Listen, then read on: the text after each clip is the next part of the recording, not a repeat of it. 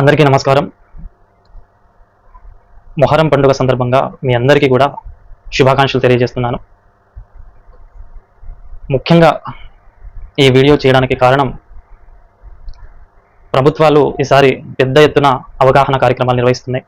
Forest department వాళ్ళు, పోలీసులు కూడా దీని మీద ప్రెస్ మీట్లు పెట్టి మరీ చెప్తున్నారు. ఏంటంటే, ఎవ్వరు కూడా పచ్చని చెట్లు నరకూడదు, అందరూ కూడా ఎండిపోయిన చెట్లను, అదేవిధంగా గాలికి వానకి నేల కొరిగిపోయిన చెట్లను మాత్రమే గుండంలో వేయాలని, ఎట్టి పరిస్థితుల్లో పచ్చని చెట్లను వేయకూడదని చెప్తున్నారు. ప్రతి సంవత్సరం మొహరం ఈ పండుగ వచ్చినప్పుడు దాదాపుగా ఉమ్మడి అనంతపురం జిల్లా, అదేవిధంగా రాయలసీమ వ్యాప్తంగా ఎక్కువగా ఈ పండుగని మనం చేసుకుంటాం. దగ్గర భారతదేశము, ప్రపంచవ్యాప్తంగా కూడా ఈ పండుగని చేసుకోవడం జరుగుతుంది. అయితే ప్రతి సంవత్సరం జరిగే ఈ మొహరంలో దగ్గర 33,000 చెట్లను నరకడం బాధాకర విషయం. ఎందుకంటే మన రాయలసీమ అనేది ముందుగా ఎడారి ప్రాంతం. ప్రభుత్వాల చొరవ వల్ల హంద్రీనివా కాలువ ద్వారా మనకు నీళ్లు వెసులుబాటు అనేది ఉంది. దాని ద్వారా రిజర్వాయర్లు, చెరువులు అనేవి నింపుతున్నారు. ఒకప్పుడు మనకు ఈ హంద్రీనివా కాలువ, హంద్రీనివా సుజల స్రవంతి పథకం కింద మనకు నీళ్లు వదులుతున్నారు. ఇది లేని సందర్భంలో మనకు నీళ్లకు దాహం తీర్చుకోవడానికి కూడా ఒకప్పుడు మన వాళ్ళు చాలా ఇబ్బంది పడేవారు.